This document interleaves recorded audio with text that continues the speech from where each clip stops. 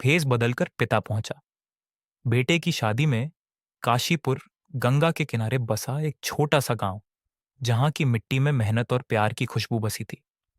इसी गांव में रहते थे राम प्रसाद, उनकी पत्नी सरस्वती और उनका इकलौता बेटा शिवम। राम प्रसाद एक मेहनती किसान थे, जिनके दिन खेतों में और रातें अपने परिवार के साथ हंसी खुशी में बीतती थीं। सरस्वती एक ऐसी माँ थीं जिनके लिए शिवम उनकी दुनिया का चांद था।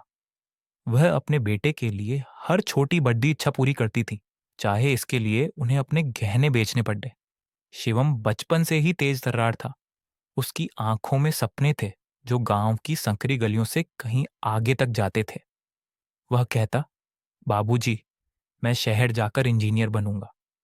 मैं आपके लिए बद्धा बंगला बनवाऊंगा। रामप्रसाद और सरस्वती के लिए यह सपना बन गया। शिवम की स्कूली पढ़ाई पूरी होने के बाद रामप्रसाद ने अपनी जमा पूंजी और खेत का कुछ हिस्सा बेचकर उसे शहर भेजा। सरस्वती ने अपने आखिरी गहने भी बेच दिए, ताकि शिवम की इंजीनियरिंग की पढ़ाई में कोई कमी ना आए। शुरू में शिवम नियमित रूप से घर पत्र लिखता, फोन करता। वह बताता कि कॉलेज में उसने नए दोस्त बनाए, नई चीजें सीखी। रामप्रसाद और सरस्वती उसकी हर बात को ध्यान से सुनते और उनके चेहरों पर गर्व की मुस्कान रहती। लेकिन जैसे जैसे समय बीता, शिवम की चिट्ठियां कम होने लगीं। फोन कॉल्स महीनों में एक बार आने लगे। शहर की चमक दमक, नए दोस्त और आधुनिक जीवन शैली ने उसे अपने गांव से दूर कर दिया। रामप्रसाद और सरस्वती हर दिन शिवम की राह देखते। सरस्वती अक्सर गंगा के किनारे बैठकर प्रार्थना करती, हे भगवान, मेरे बेटे को सलामत रखना। लेकिन शिवम की खामोशी उनके दिल को चोट पहुंचाती थी। एक दिन गांव में खबर आई कि शिवम ने इंजीनियरिंग पूरी कर ली और उसे दिल्ली में एक बड़ी कंपनी में नौकरी मिल गई। रामप्रसाद ने खुशी में गांव में मिठाई बांटी, लेकिन उनके दिल में यह टीस थी कि उनके बेटे ने खुद ये खबर उन्हें नहीं दी। उन्होंने शिवम को फोन किया, पत्र लिखा, लेकिन कोई जवाब नहीं आया। कुछ साल बाद सरस्वती की तबीयत बिगड़ने लगी। डॉक्टरों ने बताया कि उन्हें कैंसर है और इलाज के लिए बहुत पैसे चाहिए। रामप्रसाद ने अपनी बची खुची जमीन बेच दी, लेकिन यह पर्याप्त नहीं था। उन्होंने शिवम को कई बार फोन किया, पत्र लिखे, लेकिन जवाब में सिर्फ खामोशी मिली। सरस्वती की हालत दिन ब दिन बिगड़ती गई। एक रात जब रामप्रसाद उनके पास बैठे थे, सरस्वती ने कमजोर आवाज में कहा, राम, मैं बस एक बार शिवम को देखना चाहती हूँ। मेरा बेटा, उसे बताओ कि मैं उसे कितना प्यार करती हूँ। रामप्रसाद ने आंसुओं को दबाते हुए कहा, वह आएगा सरस्वती, तुम चिंता मत करो। लेकिन वह जानते थे कि शिवम नहीं आएगा। उस रात सरस्वती ने आखिरी सांस ली। रामप्रसाद टूट चुके थे, उनकी दुनिया उजड़ा गई थी। सरस्वती की मृत्यु के बाद उन्होंने शिवम को एक आखिरी पत्र लिखा, बेटा, तुम्हारी माँ चली गई, वह तुम्हें देखना चाहती थी। लेकिन इस बार भी कोई जवाब नहीं आया। रामप्रसाद ने अपने बेटे को अपने दिल से निकालने की कोशिश की, लेकिन एक पिता का प्यार कभी खत्म नहीं होता। वह चुपके से शिवम की खबर लेते रहते थे, गांव के उन लोगों से जो शहर जाते थे। कई साल बाद एक दिन गांव में एक लड़के ने रामप्रसाद को बताया कि शिवम की शादी होने वाली है। वह अब दिल्ली में एक बद्धी कंपनी का मैनेजर है और एक अमीर परिवार की लड़की नेहा से उसकी सगाई हो चुकी है। रामप्रसाद के मन में एक तूफान सा उठा। एक तरफ वह अपने बेटे की तरक्की से खुश थे, लेकिन दूसरी तरफ यह दुख था कि शिवम ने उन्हें अपनी जिंदगी का हिस्सा बनाना जरूरी नहीं समझा। रामप्रसाद ने सोचा, मेरा बेटा अब इतना बड़ा हो गया है कि उसे अपने बूढ़े बाप की जरूरत नहीं, लेकिन मैं एक बार उसे देखना चाहता हूँ, उसकी खुशी में शामिल होना चाहता हूँ, भले ही वह मुझे न बुलाए। वह जानते थे कि अगर वह अपने असली रूप में शादी में गए तो शायद शिवम उन्हें देखकर नाराज हो जाए या शर्मिंदगी महसूस करे। आखिर वह अब एक साधारण किसान थे, जिनके कपदधे मैले और चेहरा झुर्रियों से भरा था, जबकि शिवम शहर का रईस बन चुका था। रामप्रसाद ने भेस बदलकर शादी में जाने की योजना बनाई ने एक अनोखा फैसला लिया। उन्होंने अपने पुराने दोस्त हरिशंकर, जो दिल्ली में रहता था, से संपर्क किया। हरिशंकर ने रामप्रसाद की पूरी कहानी सुनी और उनकी आंखों में छुपा दर्द देखा। उन्होंने कहा, राम, तुम अपने बेटे की शादी में जरूर जाओ, लेकिन अगर तुम चाहते हो कि वह तुम्हें न पहचाने तो मैं तुम्हारी मदद करूंगा। हरिशंकर ने रामप्रसाद के लिए एक नौकर की वेशभूषा का इंतजाम किया और शादी के आयोजन में एक वेटर की नौकरी दिलवा दी। रामप्रसाद ने अपने सफेद बालों को रंग लिया, अपनी दाढ़ी साफ की और एक साधारण सा कुर्ता पायजामा पहन लिया।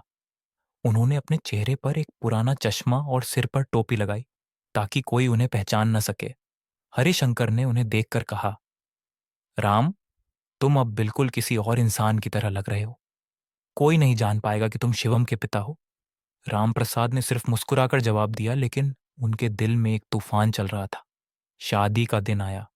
दिल्ली के एक शानदार 5 स्टार होटल में आयोजन था। चारों तरफ रंग बिरंगी लाइटें, फूलों की सजावट और मेहमानों की चहल पहल थी। रामप्रसाद एक वेटर की वेशभूषा में ट्रे में खाना और जूस लिए मेहमानों के बीच घूम रहे थे। उनकी नजरें बार बार शिवम को तलाश रही थीं। और फिर वह पल आया जब उन्होंने अपने बेटे को देखा। शिवम एक शानदार शेरवानी में सजा धजा अपनी दुल्हन नेहा के साथ मंच पर खड़ा रहा था।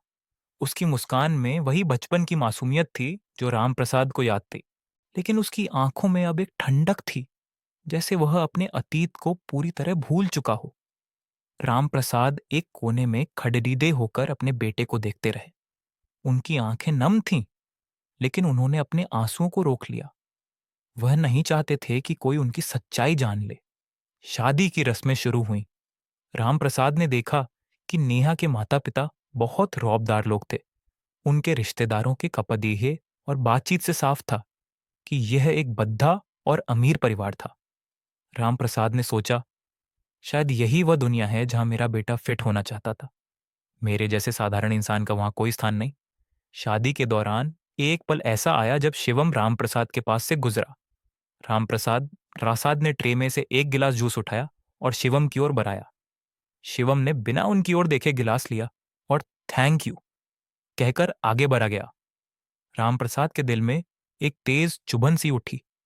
उनका बेटा उनके इतने करीब था, फिर भी इतना दूर। वह चाहते थे कि वह शिवम को गले लगा लें, उसे बताएं कि वह उसका पिता है, लेकिन उन्होंने अपने आप को रोका। वह जानते थे कि यह पल सिर्फ शिवम की खुशी का है और वह उसमें कोई रुकावट नहीं बनना चाहते। रात गहराने लगी। शादी की रस्में पूरी हो चुकी थीं। रामप्रसाद ने देखा कि शिवम और नेहा विदाई की तैयारी कर रहे थे। तभी एक बुजुर्ग मेहमान ने रामप्रसाद को बुलाया और कहा, भाई साहब, तुम इतने शांत और मेहनती लगते हो। क्या तुम इस शहर के हो?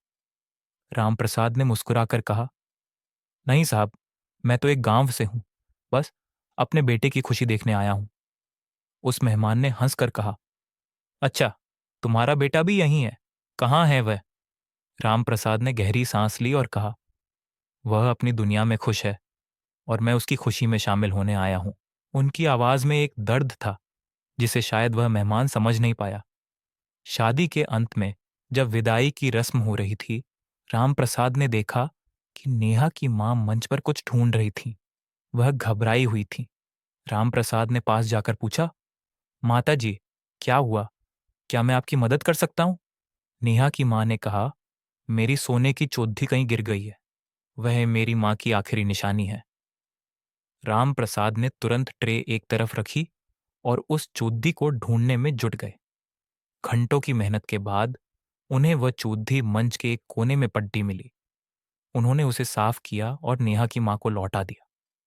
नेहा की मां ने आंसुओं के साथ उनका शुक्रिया अदा किया और कहा, आप जैसे लोग आजकल कम ही मिलते हैं। आपका नाम क्या है? रामप्रसाद ने सिर्फ इतना कहा, मैं तो बस एक साधारण इंसान हूं माता जी। आपकी खुशी ही मेरा इनाम है। लेकिन उनके मन में यह ख्याल आया कि अगर वह अपनी सच्चाई बता दें तो शायद नेहा का परिवार उन्हें अपनाए। लेकिन फिर उन्होंने सोचा, नहीं, मेरा बेटा मुझे अपनी दुनिया में नहीं चाहता। मैं उसका बोझ नहीं बनूंगा। शादी खत्म होने के बाद रामप्रसाद चुपके से होटल के बाहर निकल आए। उन्होंने एक आखिरी बार मंच की ओर देखा जहां शिवम अपनी दुल्हन के साथ कार में बैठ रहा था। रामप्रसाद की आंखों से आंसू छलक पड़े। उन्होंने अपने दिल से कहा, बेटा, मैंने तुम्हें आज देख लिया। तुम खुश हो, यही मेरे लिए काफी है। वे हरिशंकर के घर लौट आए और अगले दिन अपने गांव के लिए बस पकड़ डीज ली। रास्ते में उन्होंने सरस्वती की तस्वीर निकाली जो वह हमेशा अपने पास रखते थे और उससे कहा, सरस्वती, हमारा बेटा बद्धा आदमी बन गया है, लेकिन शायद हम उसके लिए अब सिर्फ एक पुरानी याद है। मैंने उसे उसकी दुनिया में खुश देख लिया। अब मैं चैन से जी सकता हूँ। गांव की जिंदगी और अनकहा दर्द। रामप्रसाद अपने गांव लौट आए। उन्होंने अपनी जिंदगी फिर से खेतों में शुरू कर दी, लेकिन अब उनके चेहरे पर वह पुरानी मुस्कान नहीं थी। गांव वाले अक्सर उनसे पूछते, रामप्रसाद, तुम्हारा बेटा अब कहाँ है? और वह हर बार यही जवाब देते, वह अपनी दुनिया में खुश है। लेकिन रात के अंधेरे में जब वह अकेले होते, तो सरस्वती की तस्वीर को सीने से लगाकर रोते। वह अपने बेटे की एक तस्वीर, जो उन्होंने शादी में चुपके से खींची थी, को देखते और सोचते, शायद एक दिन वह मुझे याद करेगा। कुछ महीनों बाद रामप्रसाद को एक पत्र मिला। वह शिवम का था। पत्र में लिखा था, बाबूजी, मुझे माफ कर दें। मैंने आपको और माँ को बहुत दुख दिया। मैं शादी में आपको बुलाना चाहता था, लेकिन मुझे लगा कि आप मेरी नई दुनिया में फिट नहीं होंगे। लेकिन अब मुझे एहसास हुआ कि मैंने कितनी बद्दी गलती की। मैं जल्द ही गांव आ रहा हूं। राम प्रसाद ने पत्र को पापरा और उनकी आंखें फिर नम हो गईं। उन्होंने पत्र को अपने सीने से लगाया और कहा, सरस्वती, हमारा बेटा लौट रहा है। शायद वह अब समझ गया है। लेकिन उनके मन में यह डर भी था कि शायद यह पत्र भी एक खोखला वादा हो। फिर भी वह हर दिन गंगा के किनारे बैठकर अपने बेटे की राह देखते, धैर्य के साथ, जैसे एक पिता हमेशा करता है। ये कहानी एक पिता के उस असीम प्यार और धैर्य की कहानी है, जो अपने बेटे की खुशी के लिए हर दर्द सह लेता है। रामप्रसाद ने भेस बदला ताकि वह अपने बेटे की जिंदगी में बिना किसी शर्मिंदगी के शामिल हो सके। उनका दर्द, उनकी खामोशी और उनका धैर्य इस कहानी को दुख से भरा, लेकिन प्यार से ओतप्रोत बनाता है। अगर आपको हमारी कहानी अच्छी लगी हो तो आपसे अनुरोध है, प्लीज हमारे चैनल को सब्सक्राइब करें। धन्यवाद।